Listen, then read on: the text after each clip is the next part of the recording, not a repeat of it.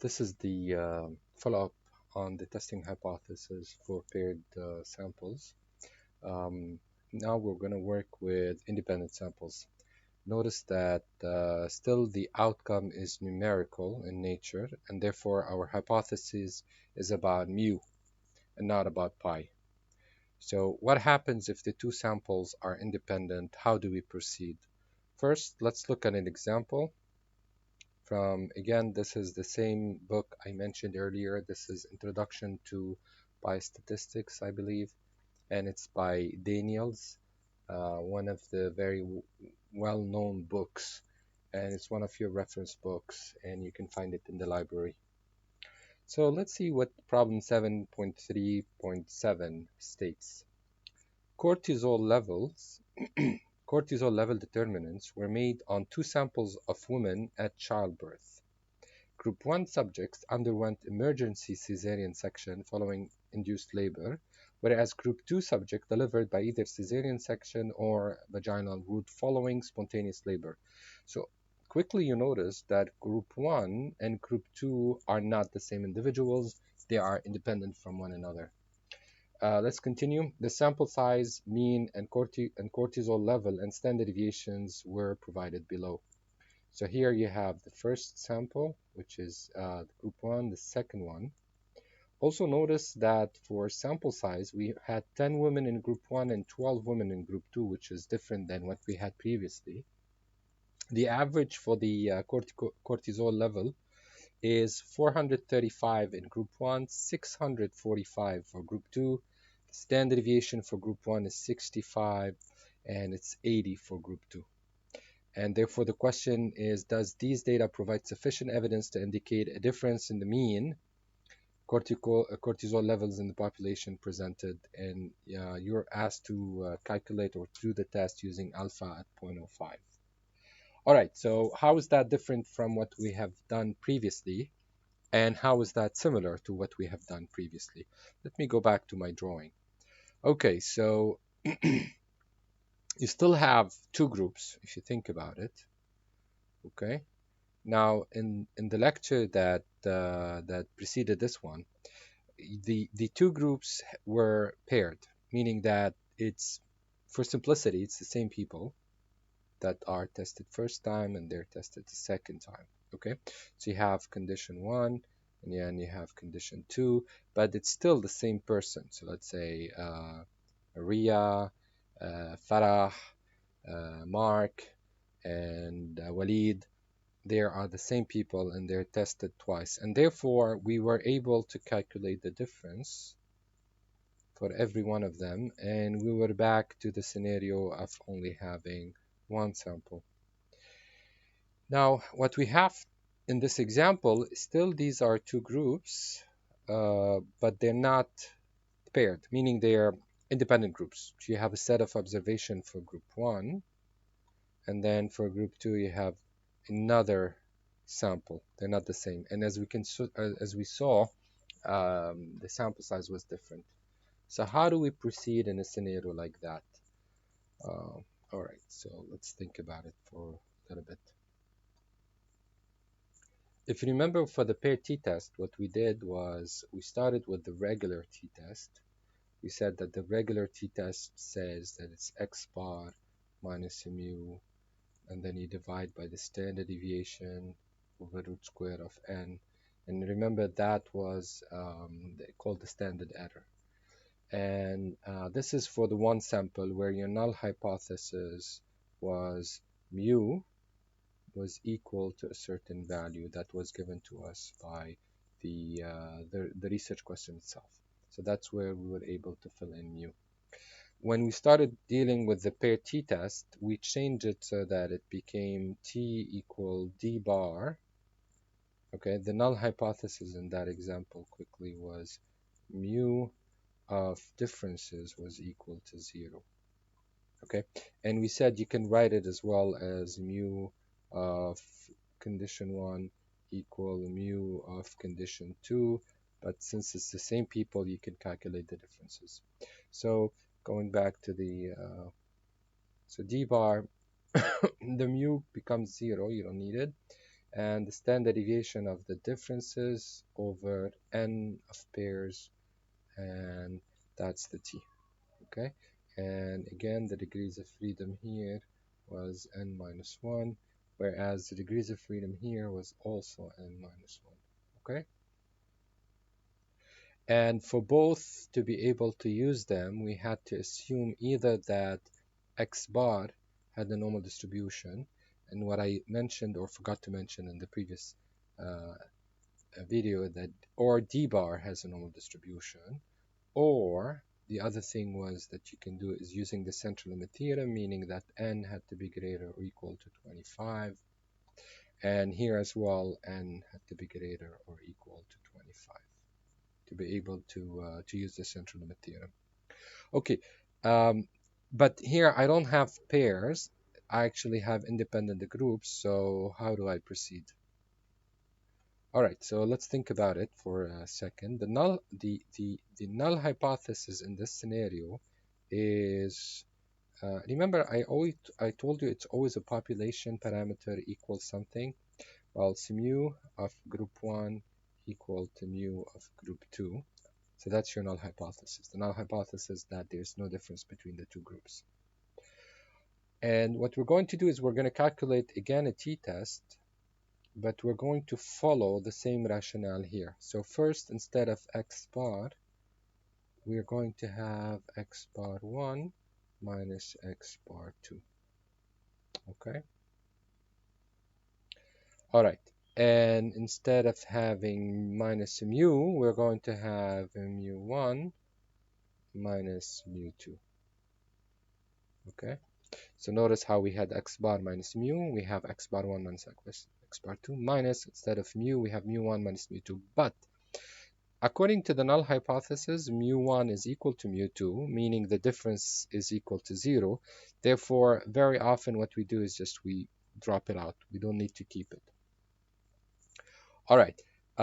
What about the standard error, right? Because if you remember, that was the standard error for one group. What is the standard error when you have two groups? So here, I want to rewrite this in such a way that I can actually evaluate it. So instead of having s over root square of n, I'm going to have, let's see, I'm going to have s times 1 over n, and I'm going to take the square root. Okay, this is exactly the same thing as that one. Okay, but I wrote it differently because I have the plan of using this form to tell you how we're going to write the standard error here. So I'm going to have a square root, and instead of having 1 over n, I'm going to have 1 over n1 plus 1 over n2. Okay, so see, it's very similar to what we have here. 1 over n square root, so 1 over n1 plus 1 over n2 square root, and n1 is the sample size for group 1 and n2 is the sample size for group 2. What is missing? What is missing is this s right here. Well, it turns out that there is an s that we're going to plug in here, but this s is what we call the s pooled, and I will explain to you what is this s pooled in a minute. Okay, so basically I'm going to rewrite this whole thing again to hopefully make it clear. So when we had only one sample, the t for one sample used to be x bar minus mu over, and now rewriting it the way I want to rewrite it so that I can take the advantage of that form. And when you have the two groups, the independent two groups, the t becomes x bar 1 minus x bar 2, okay, which replaces this x bar right here. There's no mu anymore because according to the null hypothesis, mu1 minus mu2 is equal to 0. The denominator is very similar. So the denominator, something very similar to this part, is 1 over n1 plus 1 over and 2. And the only thing that is missing is this S right here. We're going to actually have an S, but this is called the S pooled. So what is the S pooled? And that, by the way, once you've done that, this has become your t-test. So what is this S pool? Let's talk a little bit about what is this S pool doing right here. Okay, let me clean up, and I'm going to tell you what is this S pool. All right, so remember you have two samples. So you have sample 1 or group 1, and you have sample 2 or group 2. And from sample 1, you're able to calculate x bar 1. There is the sample size n1, and then there's the standard deviation s1. And from sample 2, which is the color, you have average 1, 2, x bar 2, sample size n2, and then the standard deviation s2. Well, it turns out that we're going to make an assumption where this assumption is that S1, so far it's not an assumption. You know, S1 is trying to estimate a certain sigma, which is sigma 1, and S2 is also trying to estimate a certain sigma, which is sigma 2, okay? So here's where the assumption is going to come. We're going to assume that sigma 1 and sigma 2 actually are only one sigma, and there's actually only one sigma, meaning that both this standard deviation right here and that standard deviation right there, both of them are trying to estimate one same sigma. And therefore, we're going to say then, since these two are two different estimates trying to estimate only one common parameter sigma, how about I combine them into one single estimate? I pool them together to come up with only one single estimate. Can I do that? Yes, I can. So how do I do that? You're probably like the first thing you're going to think of is how about I calculate an average? And you're not incorrect, but there's actually something better than the average, and that is a weighted average. How does it work? Well, remember how standard deviation was equal to the sum of squares divided by the degrees of freedom, and then we take the square root of that, right? Okay. Well, what we're going to do, since we want to use S1 and S2 together, we want to pull them together to come up with only one common S, and that's the S pool that I mentioned. Well, the way we're going to pool the data into calculating only one S, we're going to do it at the level of the sum of squares. Meaning from the first group, I'm going to get the sum of square of group 1. From the second group, I'm going to get the sum of squares of group 2. I'm going to add them up to get the common sum of squares. And then I'm going to divide them by the degrees of freedom from group 1 plus the degrees of freedom of group 2. Then if you square root all of that, that is going to be our standard deviation pooled, S pooled. Okay? Now, how do we get standard deviation, sum of square? How do we get the sum of square pooled 1, and how do we get the sum of square pooled 2? Well, actually from this formula right there. This formula translates into standard deviation squared, which is variance, you should know that, is equal to sum of squares divided by degrees of freedom, right? Which means that if you do the cross multiplication, a sum of square is equal to the variance times the degrees of freedom. Okay? Meaning if you want to get the sum of square 1, you apply this formula right here. So that becomes the sum of square 1 is actually standard deviation 1 square, according to the formula, right? Multiplied by the degrees of freedom from group 1, which is n1 minus 1, plus, so I'm done with sum of square 1. Now I want to get the sum of square 2. Sum of square 2, again, according to the formula, you take the standard deviation of group 2, you square it to get the variance, you multiply it by the degrees of freedom of group 2, which is n2 minus 1, and you're done. You got your sum of square 2. And now to finish the formula, you need to divide by degrees of freedom 1 plus degrees of freedom 2. So degrees of freedom 1 is, again, n1 minus 1 plus degrees of freedom 2 is n2 minus 1. I can actually rewrite it to look a little bit better. So I'm just going to take this and that, and it's going to be n1 plus n2 minus 2. And now I square root all of this, and that is going to be my sum of square pooled. Okay, so the sum of square pooled is variance of group 1 times the degrees of freedom, which will give you the sum of square of group 1, plus the variance of group 2 times the degrees of freedom of group 2, which will give you the sum of square of group 2. So now you have the sum of squares, you add them up, and you divide by n1 plus n2 minus 2, which, by the way, this is the degrees of freedom of the S pooled. You square root, it will give you S pooled. So let's go back to our formula. So what's the formula for this t-test that we're trying to calculate? The formula then becomes, if you remember, we were saying this is t is equal to x bar 1 minus x bar 2, and it's over, if you remember, 1 over n1 plus 1 over n2, and here that is multiplied by the S pooled. And we mentioned that the S pooled has degrees of freedom that comes with it, which is n1 plus n2 minus 2. And if you remember when we covered the t-test, we said that the degrees of freedom of the t-test comes from this S right there.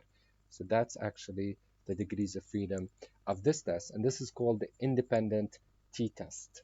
So the independent t-test has degrees of freedom n1 plus n2 minus 2.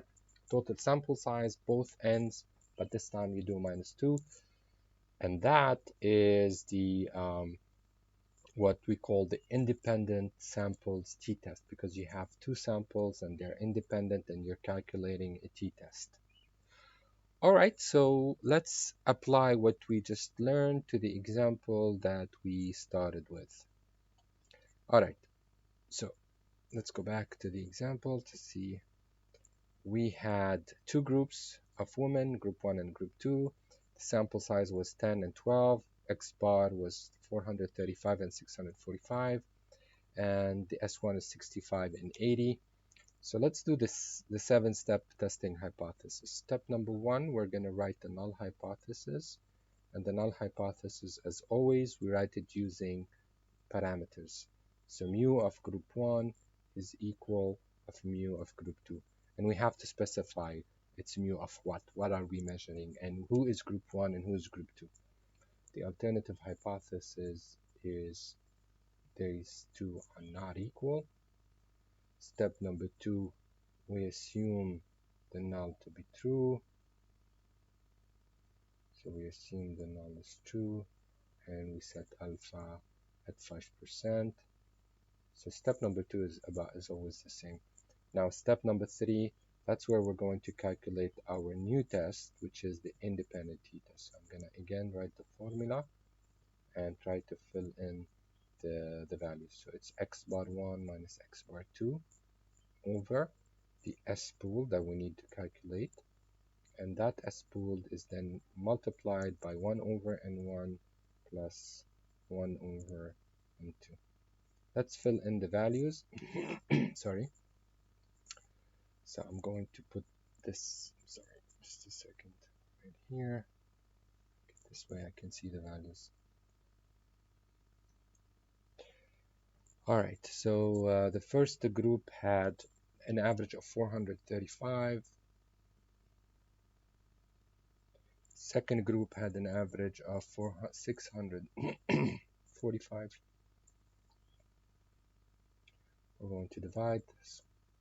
Before we calculate the S pool, let's get the 1 over n. So you got 1 over 10 plus 1 over 12. And let's calculate the S pool. Remember, the S pool is you're going to take the S of every of the two groups. So you take the S, which is 65 for group 1, you square it, and you multiply it by the degrees of freedom, which is 10 minus 1, yani 9. Then you're going to add the second standard deviation, which is 80, but you square it to turn it into a variance. And then you multiply it by the degrees of freedom, which is 12 minus 1, to turn it into sum of squares. So that is sum of square 1, and this is sum of square 2. And then you need to divide by the total degrees of freedom. Remember, it's n1 plus n2 minus 2. And that should give me, and then I square root all of this, and that should give me the S-pool.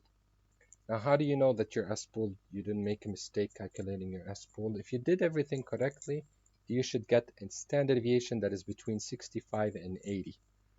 If your S-pool is between these two values, probably you did not make a mistake. So let's do a quick calculation. All right, so we had, let's say 65 squared, and then I need to multiply that by 9. The second one was 80 squared, and you need to multiply it by 11. Okay, then I need to add these two together. Then I need to take this and I need to divide it by 10 plus 12 is 22 minus 1 minus 2 is 20.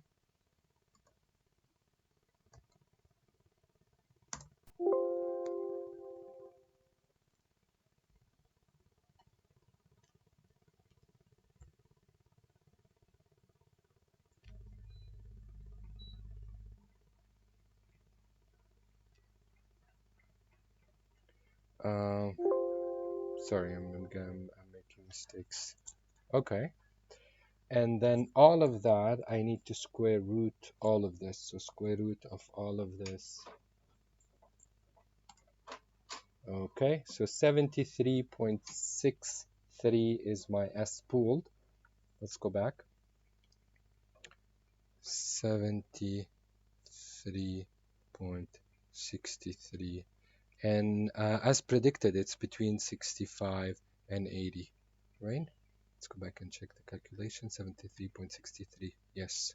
So here I'm going to plug in 73.63. So what is the value of all of this? Again, I need to do a little bit of calculation. I'm just going to do the calculation here on the side to make sure that I'm not making mistakes. So the top is 435 minus 645. That's negative 210. And for the bottom, let's see, 1 over 10, and then you have 1 over 12. You need to add these two together.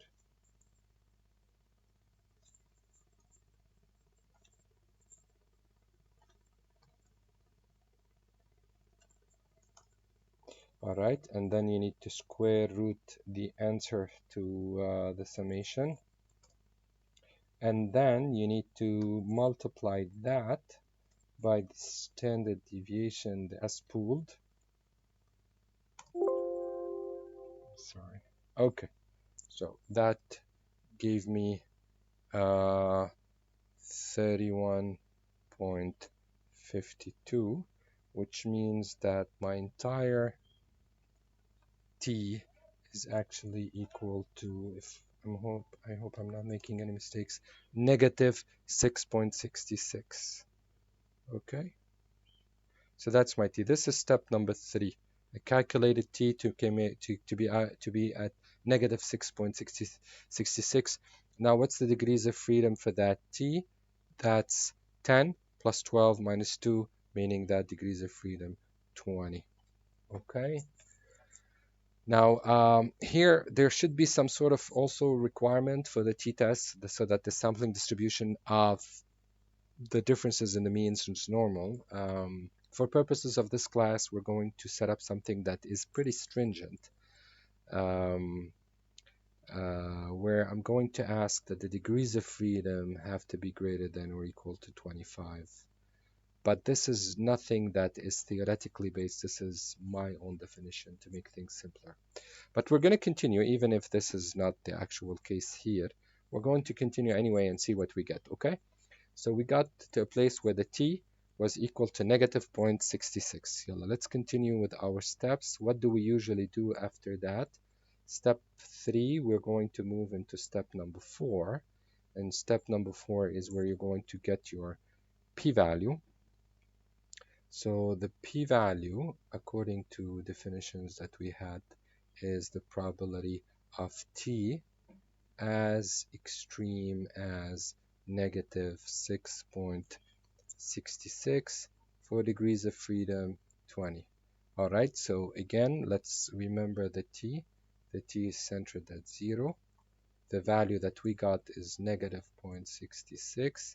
As extreme as meaning that you need to get to this area and you need to multiply it by 2. So what does it mean? It means that you're going to look for t less than negative 0.666, and whatever the answer to that, you have to multiply it by 2, okay? Degrees of freedom 20. Now, you already know that t does not give you the negative value, therefore what you have to do is do 1 minus the probability of t less than the positive value, which is 6.66, okay? And whatever that is, all of this you need to multiply it by 2. Now I predict that we're not going to find the exact value. We're going to find larger and lower, or maybe it's going to be too big. We'll see in a minute what we get, and we'll take care of it. So let's look at our t for degrees of freedom 20. What do we get?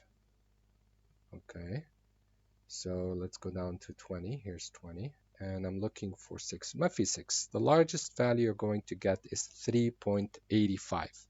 3.85 will give you an area of 0.9995. I think it's similar to what we had in the previous example. All right, so that means that you know for sure that this area right there is actually larger than 0.9995, which makes the 1 minus this whole thing, you know that it's less than 0.005, and when you multiply by 2 it turns into 0.001. So in a nutshell, this tells you that your p-value is actually less than 0.001. This is our p-value, less than 0. Of course you can put also here 0 on that side, but that goes without saying. So our p-value is less than 0.001. P-value has to be compared to alpha. Let's continue with the steps. So p-value compares to alpha. Alpha is 5%. So our p-value that came out to be equal less than 0.001 definitely is less than the 5%, which is alpha, and therefore we're going to reject the null hypothesis, and we're going to declare that there is evidence of a difference. Okay, now when you find that there is a difference, you talk about statistical significance, and when you fail to find the difference, you talk about that the differences observed are due to chance only. So let's go back to our example right here. So that allows us to say that the difference observed between the two groups, 435 and 645, these differences are statistically significant. معناتها we rejected the null hypothesis that would say that the mu1 and mu2 are equal. We rejected that hypothesis. We have evidence to suggest that the mu1 and mu2 are not equal. Based on the results that we're observing, we're seeing that the average in group 2 is larger than an average in group 1. So we can talk about that. We can say that based on the results from our samples, we have reasons to believe that the differences observed is larger, meaning that group 2 has a larger mu than group 1. And again, the difference is statistically significant. Okay, and that concludes our video for the independent samples t-test.